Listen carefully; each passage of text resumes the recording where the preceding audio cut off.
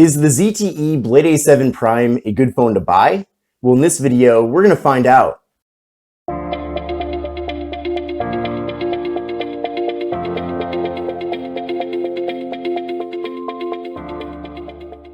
Hi everyone, this is Kevin here, coming at you with my ZTE Blade A7 Prime review. Now, the Blade A7 Prime was launched about a month ago, and it is exclusive to Visible. Now, if you're not familiar with Visible, they're a new and upcoming mobile carrier. Their service runs off of the Verizon network, and they're actually owned by Verizon. Now, they have one plan, at least at the moment, and it's super simple.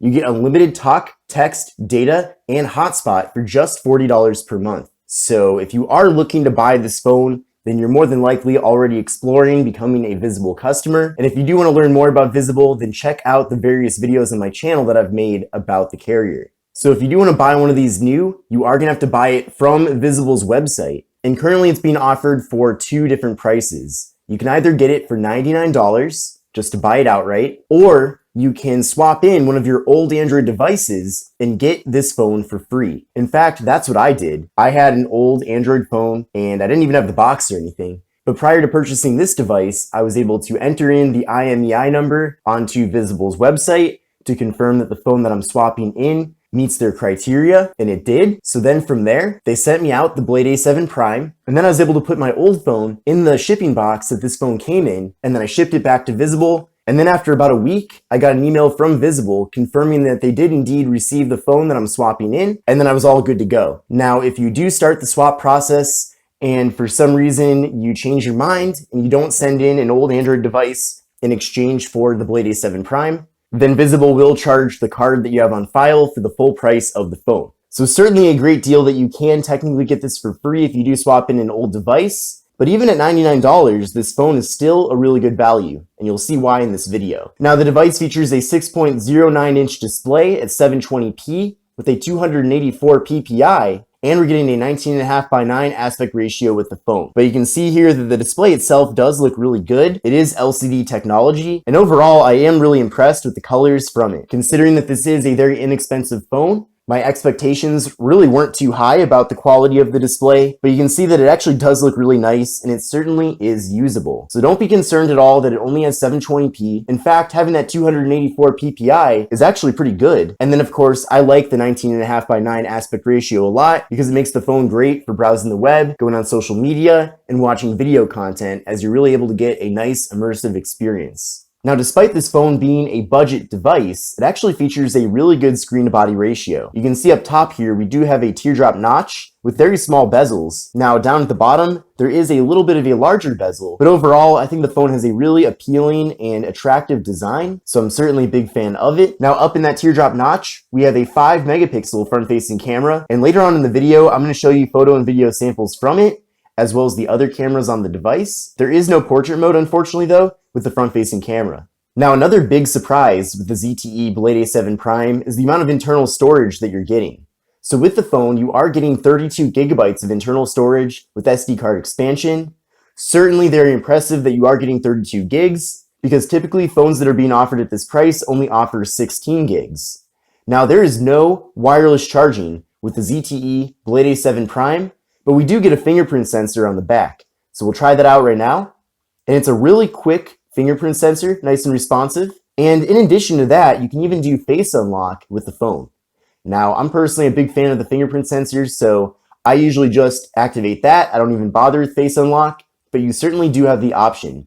Now, with this device, we're getting a 16-megapixel rear camera, which is certainly a surprise, and it actually takes really good-looking photos. So in a little bit, you will see some samples from that, but I am very impressed. There's also no portrait mode with the rear camera, so keep that in mind too.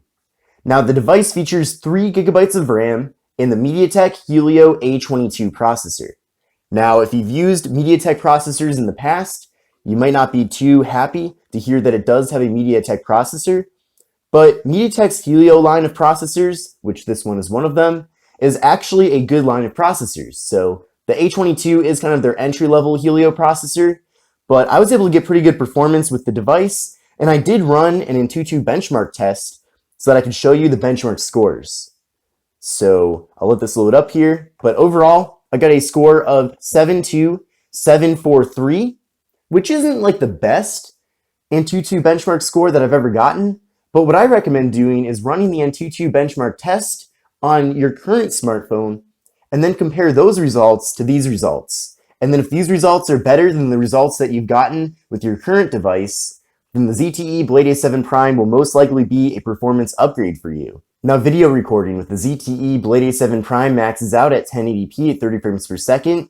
The device features a 3200 mAh internal battery and runs a near stock version of Android 9 Pie.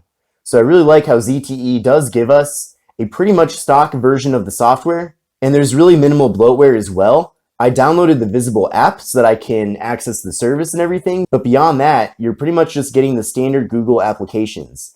I did add a couple of apps like Zedge and Instagram, but beyond that, it's a completely stock experience. So shout out to ZTE for not bombarding us with bloatware and software tweaks when most people don't even want that. And what's great too is that the software really is well optimized to work with the hardware here to give you a good experience, despite this phone being a more entry-level option. Now, we already talked quite a bit about the hardware here on the front with that 720p display at 6.09 inches. So it really is a large display, something that you typically would not expect with a phone in this price range, but I'm certainly a big fan of it. Now, up top here, you can't really see it right now, but there actually is a little indicator light. So when you're plugging the phone into the wall, for example, that light will turn on, and that's something that you don't see too often with Android devices. Now, taking a look at the left side of the phone, we just have the slot for the SD card and SIM card.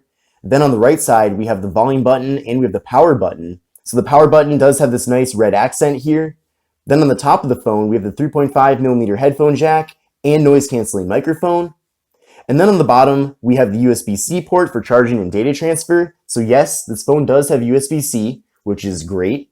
Typically for phones in this price range, such as the Moto E6, for example, you don't get USB-C. So I'm really glad that we do get it with this phone. And we also get the microphone. And then on the back side of the phone, I already went over a lot of this here, but we do get the camera module, flash, we get the fingerprint sensor and ZTE logo. Now this material on the back side is kind of like a soft, pebbly looking material, and it's actually really great because it doesn't really absorb any fingerprints at all. So I'm really glad that ZTE did go with this material versus some sort of reflective material. Now down at the bottom of the device, we do have the speaker, so it is a rear firing speaker, so keep that in mind. In a second though, we're going to watch a YouTube video and see how that works out. But overall, just a really solid budget device that you can use with Visible's network. Now let's quickly go over the items included in the box. So this is the box that the phone will come in. I like that it's kind of a standard ZTE box. It doesn't really feature any sort of carrier branding at all, despite this phone being exclusive to Visible. But we'll lift the lid here and see what all we get. So we do get a quick start guide here with the phone on the front. We get a USB-C cable for charging and data transfer. And we get a wall adapter with ZTE branding on it. So a pretty simple setup here inside of the box, no headphones or anything, but I personally don't mind. You know, they kind of provide everything that I would need. So I already mentioned that this phone does have a speaker on the back. Now, if you do want to kind of customize the performance of that speaker, this device actually is DTS sound compatible. So it comes pre-installed here with the phone, but essentially go to the search up DTS, and then you'll see here DTS sound. So if you tap on that, you get a lot of different options here to customize the whole DTS sound experience. So you can boost the bass, you can boost the vocals, you can boost the treble. So a lot of different customizations here. Now, I'm not much of an audio expert, to be honest, and I feel like by default, the audio sounds really good from this device, especially considering that it is a budget phone. But if for some reason you do want to do some further customizations, they do have this pre-installed on the device. So a nice feature there, kind of beyond what you'd expect to get with a budget phone. Now, if you're into using Instagram, you're going to really like the ZTE Blade A7 Prime for multiple reasons. One, the actual picture here is really good because the phone does have a great looking display. So you're going to get great colors with your various photos. By the way, shout out to Digital David Reviews. Make sure to follow him. I'm actually going to be getting together with him at CES in less than a month from now. So very exciting stuff. But scrolling is nice and smooth, you know, maybe not quite as good of performing experience as you'd get with a flagship device, but that's completely fine because I'm not expecting to get flagship style performance with a budget phone. So you can watch your stories and stuff, no issues with that. Oh, actually, there's a Visible ad right there, so they must be listening to our conversations. Now, in case you're wondering how the performance is with Visible on this device, I do have an active Visible SIM card inserted into the phone, and it says LTE Verizon Wireless because Visible does run off of Verizon's network. And you can see already I'm getting almost, well, around 26 megabits per second down, which is absolutely incredible. But you can see here I got a download of 26.8 and an upload of 14.4. So very impressive there from Visible. Now I just switched over to Wi-Fi here, and the ZTE Blade A7 Prime is actually compatible with 5 gigahertz Wi-Fi, so another great bonus with this phone. So I have that turned on right now. I'm going to go over to YouTube and play a YouTube video.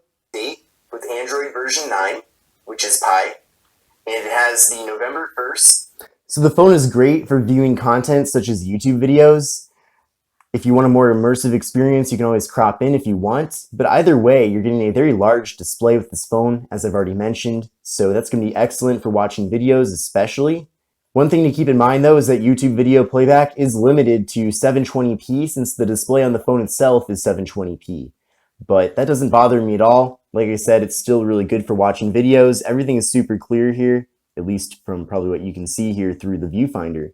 But it is a good video viewing experience. The speakers do get loud, however, not quite as loud as a flagship phone speakers would. So keep that in mind. It doesn't bother me at all, but if you're one of those people that likes to blast music from your phone when you're taking a shower, for example, you might run into some issues with being able to hear the audio from the device. The speaker quality with this phone is very good considering that it is a budget device. You're gonna have no problem with laying back on your couch watching a movie on Netflix or a video on YouTube, for example, or if you just want to do some cooking in your kitchen and play Spotify from the device, you can easily do that as well. So it's great for listening to audio and viewing video content. One of the biggest surprises from the ZTE Blade A7 Prime certainly has to be the photo and video quality from the phone. Of course, don't expect flagship quality from the device since it is just $99 or free if you do that swap plan. But I feel like you're getting way more than what you're paying for in the photo and video department. You know, I was able to get great close-up photos. I was able to get great photos from a distance as well. Now, one of the limitations with this phone is that you don't get portrait mode, but I already knew that going into this, so it still works really well. You're able to take nice-looking selfies with the phone. In all ways, I'm happy with the photo and video quality from it. So let me know what you think of the photo and video quality in the comment section below. But let's cut over now to the actual video quality so you can see how that looks. Hi everyone, this is Kevin here, coming at you with a front-facing video test from the ZTE Blade A7 Prime. So let me know what you think of the quality here, and also let me know what you think of the microphone quality. But so far it seems pretty good for a budget device. Pretty happy with it. Hi everyone, this is Kevin here, coming at you with a video test from the rear camera on the ZTE Blade A7 Prime. So let me know what you think of the quality. We'll try a close-up here on this cactus. So pretty quick autofocus in video mode, which is great.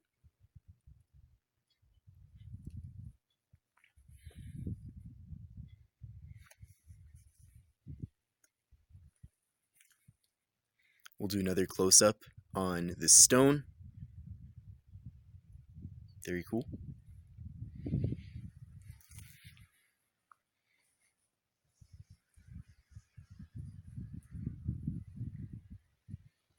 It's a little bit windy out today, but let me know what you think of the quality.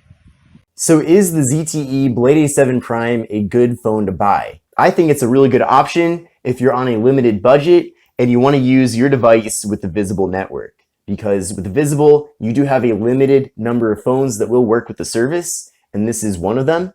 So that's really awesome, but it's not just a entry-level device or a device that Visible has deployed to get you to switch into the service. It truly is a phone that you could use on a daily basis for quite a while. Now, if you are switching from a flagship device like the Galaxy S10 or iPhone 11, for example, then yeah, there's certainly going to be a lot of compromises with this phone. Probably the biggest compromise would be the performance with that MediaTek Helio A22. And then, of course, the cameras aren't quite as good as a flagship phone either. But beyond that, I mean, you're getting a nice, big, good-looking display with the phone. You're getting 5 gigahertz Wi-Fi, which is always great to see. And you're getting, of course, compatibility with Visible's network. In addition to that, you can use this phone as a hotspot so that your other devices can receive Wi-Fi. It's great if you want to use the hotspot feature, so there's a lot of things to like about this phone, and I feel like ZTE did a really good job overall with a nice stylish build and form factor, but also giving you some impressive specifications like 32 gigabytes of internal storage and a fingerprint sensor on the back. I recently did a comparison between this device and the Moto E6, and that video is going to be coming out soon, but those two phones are being offered for the same price tag. But with the Moto E6, you're getting half the amount of internal storage that you're getting with this phone, and you're also not even getting a fingerprint sensor on the back, and no face unlock either. So ZTE really is setting you up with a lot of value here with the Blade A7 Prime, and I'm really glad that the company has been able to team up with Visible to make this possible. But I hope you enjoyed this review about the ZTE Blade A7 Prime. If you've enjoyed the video, give it a thumbs up. Make sure to subscribe to my channel as well, and give me other suggestions too that you'd like to see regarding video content about this phone. But this is Kevin here. This is the ZTE Blade A7 Prime review, and I will see you in the next video.